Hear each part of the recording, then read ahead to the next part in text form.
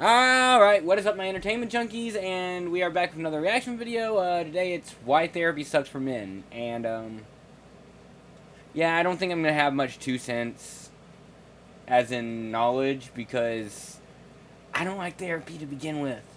I went to a therapist once, and it was for, potential sleep problems, which ended up being a medical issue and not a mental health issue, and they were trying to tell me it was because I was an alcoholic. Because one time I drank a fifth of vodka on my 21st birthday. Mind this, I said one time. Other than that, I don't drink that much. Well, didn't back then. So let's continue. Let's watch this. Hey y'all, today we're going to talk about why therapy sucks for men. And that may sound kind of confusing Wow. because here I am Right a into man. it. Here I am a psychiatrist doing psychotherapy with men. So what on earth am I talking about? Why do I think therapy sucks for men? Pride, stubborn, the fact that we're raised that no one cares about us and to suck it up, figure it out. In my experience as a psychiatrist, I do actually believe that there are systemic biases that make it hard for men to engage in therapy. And today we're going to talk a little bit about what those systemic factors are, how we can understand them, and even how to overcome some of those factors and move towards more emotional health. If you're ready to take the next step on your mental health journey, check out Dr. K's Guide. It's an immersive resource that distills over 20 years of my experience laid out in a way that is tailored to your needs. So if you're ready to better understand your mind and take control of it, check out the link in the description below. So we have to start by understanding where this idea that talk therapy is the gold standard for treating mental illness comes from. So what we really need to understand is that the majority most people don't like talking about it, especially if you don't have anxiety. Women. About 60 to 70% of patients today who engage in psychotherapy are women. The other thing is that about 60 to 70% of therapists today are actually women. So I think what happened early on in psychiatry or psychotherapy is that the majority of people we were helping were women. And so when me as a doctor, when I look at 10 of my patients and I see, okay, so it looks like talking to people about their feelings on average is the most successful thing that I can do. But even though that's factually correct, I may not be taking into account that 7 out of those 10 people are women. And maybe the people who are getting help. This is why anytime you do data, it's per capita. So for every, so let's say this, an example, 40 to 60 women, you have 100. So you're going to break it down into tens. Like for every, so 7 out of 10 women talking about it helps versus 4 out of 10 men. Instead of lumping them all together, because, and also you need to break it down into the other issues that they have, because people with anxiety are less likely to talk about it. People with different issues. So you need to see, oh, people with depression does not help. Well, actually, depression is probably one that does help. People with anxiety are anxious about talking to people, so let's see if it works. Oh, well, it doesn't work for anxiety. It's too many issues. But yeah, this is why you do statistics per capita. The most with talk therapy or talking about their emotions are actually women.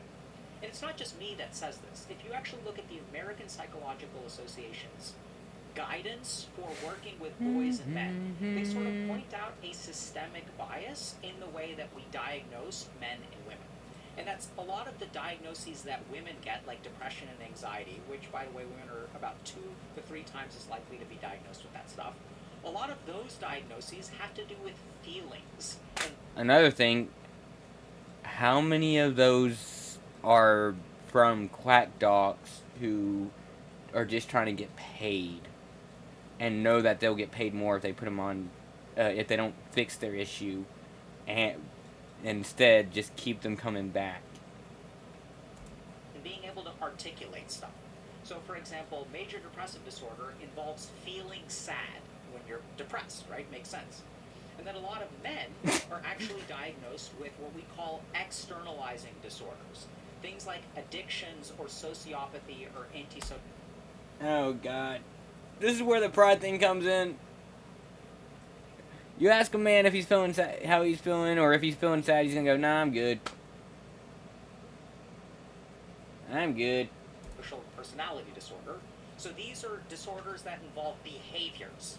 So I think they're sort of cluing us in on a really important idea, which is that when men feel something, they act on it as opposed to articulate it or talk about it.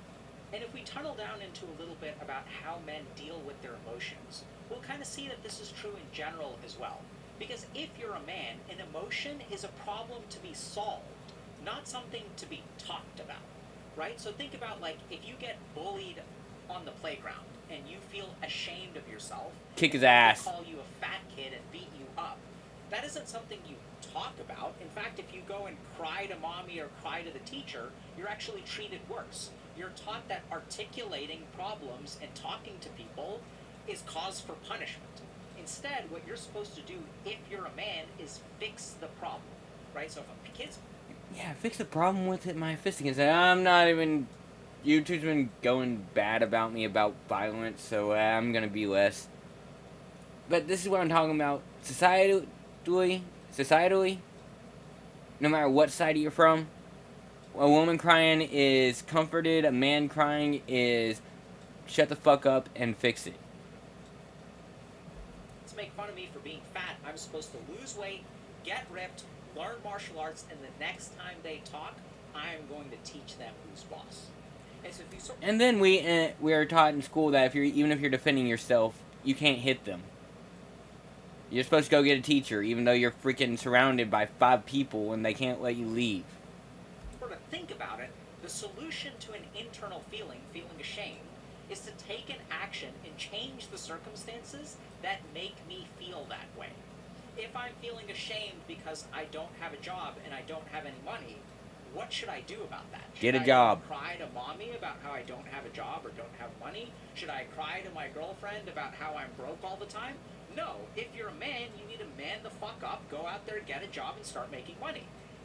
And if you're a woman, you go get pregnant and sue for child support and alimony. If you're feeling bad in here, as a man, what we're taught is you're supposed to go fix the problem out there. And this also manifests in men's reluctance to engage in couples counseling. So oftentimes, if you're in a relationship, I'm assuming a heteronormative relationship. Okay, yeah. I'm going to say this about couples counseling. Yes, go to couples counseling. Even if you think everything's fine, go to couples counseling because... Now, this is speaking from a guy who's only been in a relationship with women. I don't know what the hell they're like. I went to couples counseling with 2 of my girlfriends, 1 of my exes. And to tell you the truth, if I didn't have to move 3,000 miles away, we'd probably still be together, but that's beside the point. Yeah, it's better having me, not even couples counseling, just a mutual friend who will not take either party person's side, which will be hard to find, because he's going to be an outside looking in and going to be able to find the problem and articulate what the problem is. Versus, oh man, this is the problem, I'm fixing it. Woman, oh, that problem didn't need to be fixed, that wasn't a problem, I liked it that way. So yeah, go to couples counseling. Or find a third party that is completely unbiased and have them figure it out. For a second.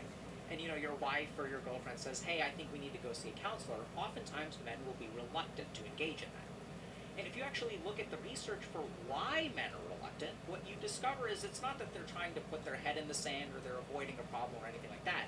They actually feel outgunned in therapy. They feel like when they go to a couples counselor, my partner is so much better at understanding and articulating their feelings that they can sort of make their case better than I can. And when the therapist tries talking to me, like, I just say, I don't know a lot, or I'm not sure, like, I don't know how to, someone's asking me to play basketball, but I don't know how to dribble. And so what men actually feel like in couples counseling is that they don't know how to effectively communicate. So imagine a situation. That, and also societal standards. Women are treated as victims more. The therapist does not know you. They're most likely going to take women's side. Not always, not all of them, especially with women, because women empathize with women so much more. And he just said 60% of therapists are, or psychiatrists are women. But yeah, don't let that be an excuse to not go to couples therapy. Or counseling. You're like going into a court of law, and there's a judge there, and your wife makes her case, right? She says, "Hey, Alok is neglectful. He doesn't appreciate me. I do so much for him, and I know he works hard, but he's really short with me sometimes, and it really hurts, and I feel really underappreciated." And then, as a man, how do I respond to this? I don't speak the language of emotions. Judge, એવું નથી. તમને સમજણ નથી પડતી. આ બેન દારૂ બહુ પીએ છે, પછી મને લાફો મારે. આ દારૂ બહુ પીએ છે, પણ પછી એ મને લાફો મારે તો મારાથી એને લાફો ન મરાય યાર. પછી હું શું કરું? And so No comprende español. as a dude, you're like, you don't know how to communicate in the way that therapists like. So men literally feel outgunned to engage in things like couples therapy. That makes And that's sense. because we as men communicate our emotions in a different way. So my favorite Actions example speak of how louder than men words. communicate differently is the negative expression of a positive affection. So when The fuck? we like someone and we're proud of one of our homies or our bros, we don't say that to them, right? In fact, what we do is we kind of dog them about it. If my friend has been single Yeah. for a while after a bad breakup and starts dating someone else, and I feel really proud and good about that, I don't say, "Hey friend, I'm really proud of you, and I'm proud that you've been able to find someone who sees the lovable qualities within you that I see. I'm proud that you found someone who treats you the way that I think you deserve to be treated, who loves you for who you are in the way that I love you for who you are." In the history of humanity, I do not think that sequence of words has ever been spoken by a single man. That's not what we say. What do we say? We say, "Bruh, GG, noob, you're whipped. I guess we'll never see you again," and we're smiling the whole time. We're not like, "Why don't you text me anymore?" What did he just say? I feel hurt. Instead, what we do is we actually dog on this guy, right? We're like, we call him whipped, and we call him a wuss, and we call him, like, we say all these negative things, right? Like, "Oh, where's the apron strings?" We'll say all this, like, misogynistic crap, but the whole time we're, like, expressing appreciation and smiling at him. So men have this negative expression of a positive affection. When we feel good about something, we can't just say that, right? Because that's not what we were taught. Instead, what we have to do is we have to insult the person that we're proud of. Or beat the shit out of them. That's not how psychotherapy works, right? So this is my mode of Sorry, communication. I go see that's my therapist, violent. my therapist is proud of me. They don't say, "Hey, fucker, you got a job. You suck. I guess you're not going to be coming to therapy anymore because you ain't got this time because you got all this work to do. You know, screw you." That's not what you're. Nope, they're gonna be In fact, encouraging we're you. trained to say the opposite. So the way that we're trained to speak in therapy is, first of all, don't speak very much, right? Don't solve problems. Just sit there and listen. And ask this person lots of questions that they're going to say, "I don't." That's also a big one. Okay, this is actually from personal experience about all the men I've dealt with. We don't talk about our problems. We just figure them out. Like, we have this problem. Okay, we can solve it this way, this way, this way. We're thinking the whole time. But if we're in therapy and we're supposed to talk about it, it's like, oh, wait, that's an issue. We just hear it. It's like, oh, wait, that's an issue. She doesn't like me leaving a cup on the counter. Well, I guess I need to remember to put it in the sink, but then she'll be mad. We're just going to think about all the different ways to solve it instead of trying to figure out a way to work towards it. Because, like I said, all the men I've been around, we solve the problem. We don't talk about it because there's no use in wasting the energy to bitch about it when we could just waste that energy to fix it. No, dude. Unless you're me, then you can do both at the same time. I don't know. Well, how does that make you feel? I don't know. And so then if you're a dude and you go to therapy, you feel like an idiot, right? Because they're asking you all these questions. You're supposed to know what I am an that idiot. you don't know. And that's because of the way that we've been taught about our emotions. The last thing we consider is that when it comes to emotional health, men are very physical with it. So even if I ask a dude, "Hey, like, you know, it sounds like you got dumped. tell me a little bit about how you feel. The dude may not be able to say, I'm I good. feel unlovable. I'm full of fear that perhaps I won't be able It's to all find a good. partner. I'm afraid that I'm fundamentally broken in some way that precludes me and maybe destines me to be alone for the rest of my life. That's not what dudes say. What dudes say is it felt like she ripped my heart out. It felt like she stomped on my balls. And if you say that, If as you a can dude, get that kind of other reaction. dudes will know exactly what you mean, right? Like we all know, like, oh man, like, oh, it's not just ripped your heart out; it's also Most of the people I've been around, they'll just say, yeah, I'm good. And leave it at that. stomp on the balls. I felt that, man. The last time I got dumped, I found out my partner was cheating on me. Felt like she kicked me in the nuts, dude. I know exactly how you feel. That's how we talk. We're very physical in nature. The other thing is if you talk to men about who support each other, right, and they say, if you get dumped, what's the first thing you should do? Hit the gym, baby. And that's where we may assume that this relates to confidence. That if you start working out, you get buff, and you look at yourself in the mirror, you're like, I'm so sexy. But we don't even acknowledge for a moment that there may be a physiological aspect to improve your mood. And one of the biggest mistakes that I think we've made in the field of psychotherapy is that we've separated out the mind from the body. Whereas if you look at modern science, we know that anxiety is not just an emotion. It's not just in your mind. That emotions have Yeah, it depends on what kind of anxiety. Anxiety can induce diarrhea and change the rate of your Wait, peristalsis. is that real? Anxiety activates your sympathetic nervous system and reduces blood flow to places like your stomach and increases blood flow to other parts of your body. Oh You know my. that emotions are actually very physiological in nature. So why is it as a society that we've kind of gotten on this track of simply talking about them instead of acting physically? And a lot of the men that I work with, I've sort of noticed that this physical component is way more important than the talking component, at least compared to the women that I work with. Just to give you all a simple example, I find that the men in my office need hugs way more than the women. Yes. Now, there are a lot of Agreed. complications to that. Give your mans a Right hug. between me and the woman, where maybe the woman doesn't feel as comfortable to hug me. Maybe I don't. Even your male friends, give that bitch a hug. If you're a female, you're worried about him filling you up, well, why the hell you freaking friends with him in the first place? But fuck it, give that man's a hug.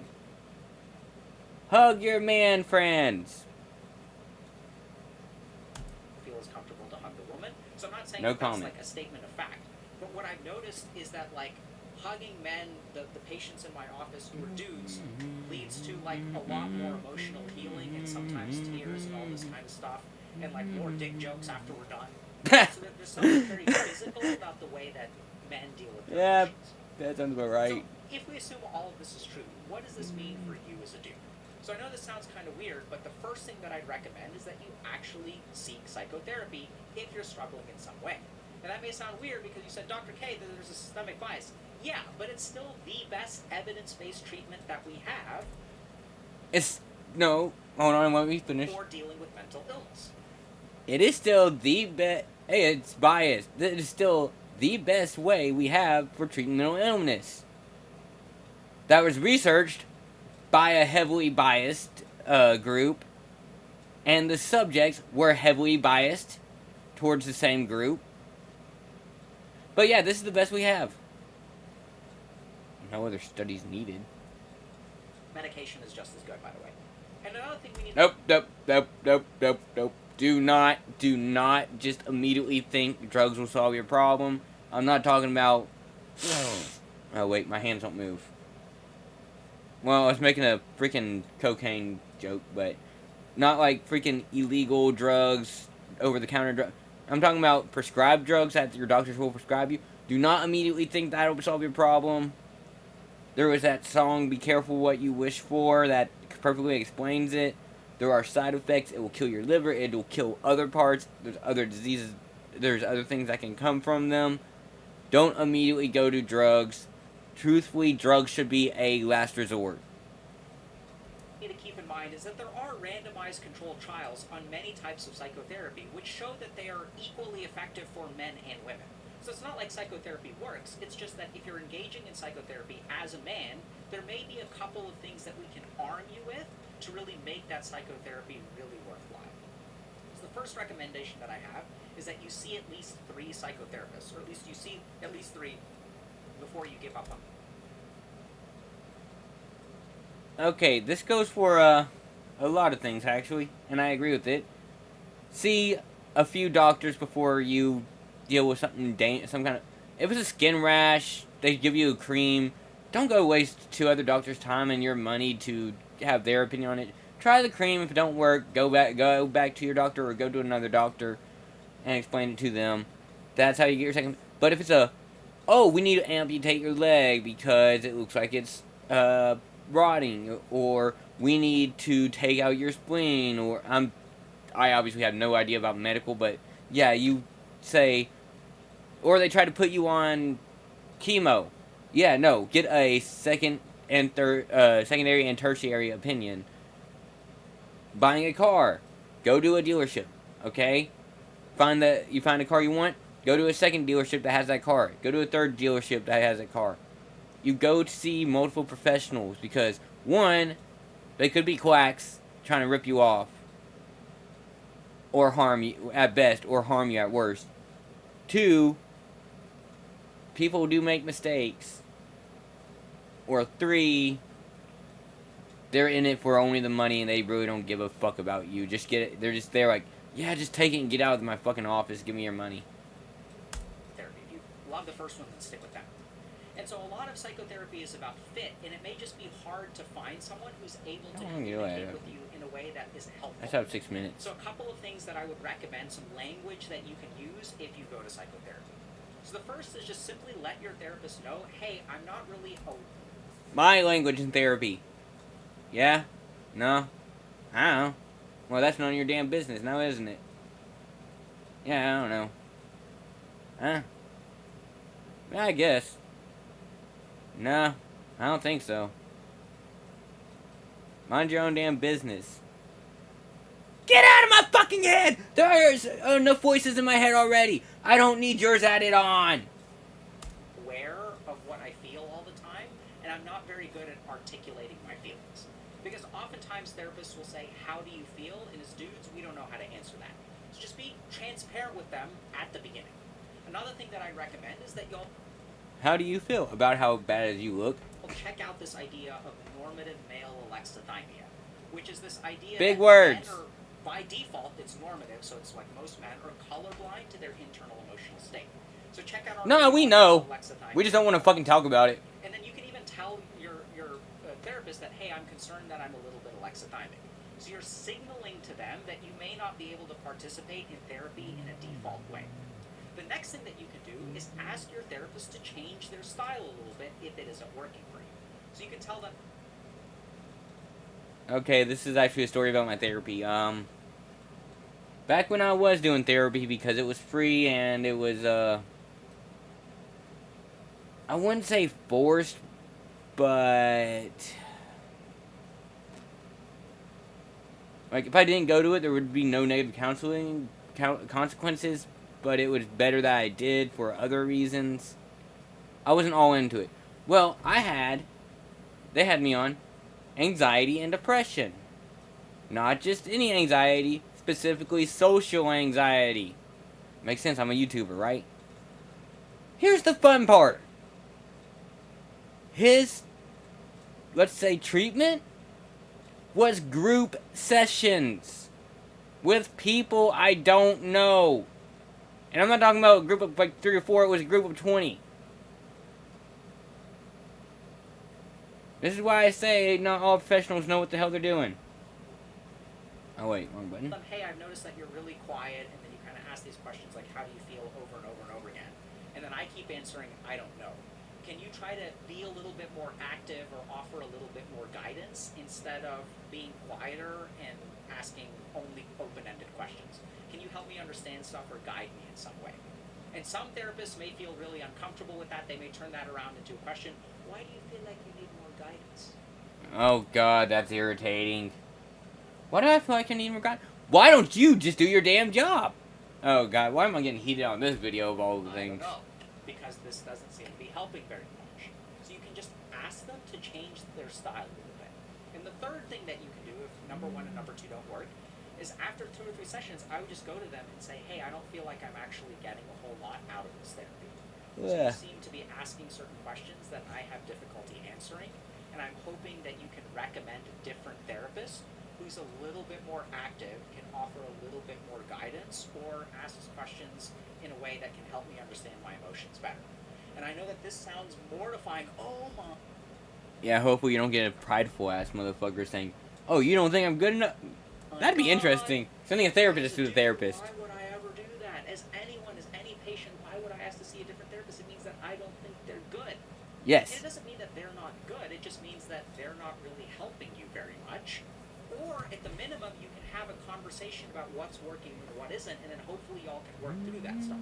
So I, as a therapist, actually don't feel. I mean, I feel bad in some ways, but I'm really. I just grateful realized how for dark all my of the eyes are. patients who have come to me and said, "Hey, Dr. K, this is not working," because then one of two things happen.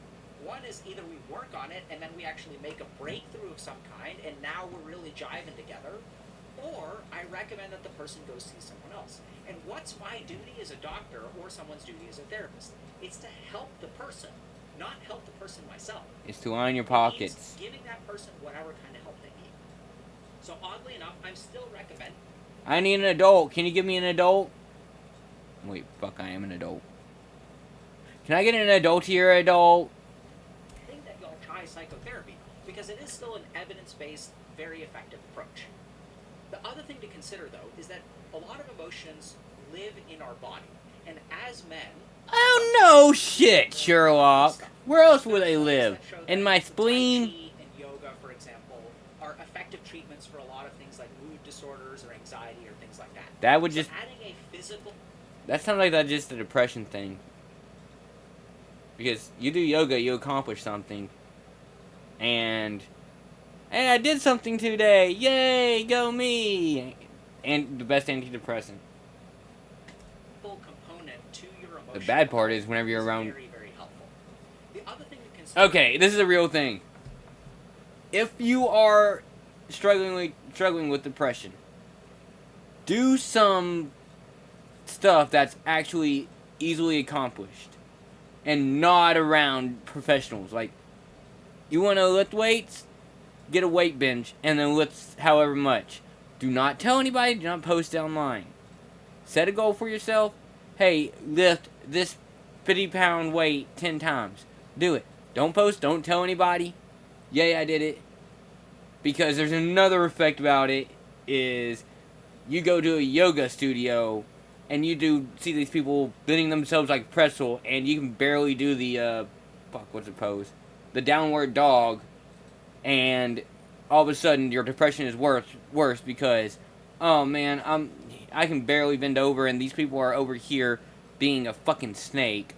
Yeah, so, if you are struggling with depression, in private, make these easy to come up with goals. Do them. Do not fucking tell anybody. Do not let people know that you do them. And then it will actually help. Is that there's a range of new and kind of in vogue. Also, I am not an expert. It's just I'm only going off of lived experiences. Things called somatic therapies. So these are therapies that incorporate the body in some way. So good examples of this are EMDR or EFT, which is the emotional freeing technique, or tapping. So when I first encountered these studies Did you just tell me to tap it? about 10 or 15 years ago, and I used to my area of interest was evidence-based complementary alternative medicine, I thought all this stuff was like kind of BS, right? So it's like the idea behind tapping is that your emotions are stored in your body, and that you can tap on certain parts to free emotions. And I was like, this doesn't make any sense. This is all That BS. is psychosomatic And it turns out that over bullshit. the last decade or so, there have been some studies that actually show that this is a pretty effective technique. Although what I just said was psychosomatic too, but The studies aren't super high quality, but there's more and more evidence that stuff that is not classically effective may be effective. And specifically that a lot of somatic therapies seem to be gaining a lot of weight and gaining a lot of interest. So I encourage y'all to seek out more bodily oriented kind of evidence-based techniques. And the last thing that I just want to share with y'all is that I've seen that across the globe there's a lot more men's work kind of going on. And this isn't Men's psychotherapy, but it's just sort of groups of men will get together and will participate in all kinds of either communication or even like some sorts of like physical rituals or like taking hikes. There's sort of this. you mean bros being bros? Yeah, it's kind of how socializing works, you fucking idiot. It's a very like physical component to their emotional health, which they all sort of get together and do. So I can't speak to specific things like that. I'm just sort of pointing that out as a trend. Socialize. So at the end of the day, I know it sounds kind of weird. Stop but being fancy. I do Socializing. think that therapy sucks for men for a lot of reasons. Some of that has to do with the way that we're raised. Some of that has to do with the way that psychotherapy was developed. And Society. So as men, we sort of really need to think a little bit about how can I become emotionally healthy. So I definitely give therapy a shot, but go in with some of these disclaimers in mind. Go in understanding that you may not be perfectly suited to this. That you're stepping onto the basketball court, but you don't necessarily Alright. know how to train. He's done. Yeah, so, that was a fun little video. And it was... Jesus Christ, I'm gonna make a freaking 17 minutes, 30 video, 30 minutes. I have some fucking hour-long reaction videos I want to make. Alright, well, either way, thumbs up if you liked the video, thumbs down if you didn't, subscribe to see more. You know what, go ahead and let me know what the hell you think about the garbage that came out of my mouth. So, I'll see you guys next time. Peace.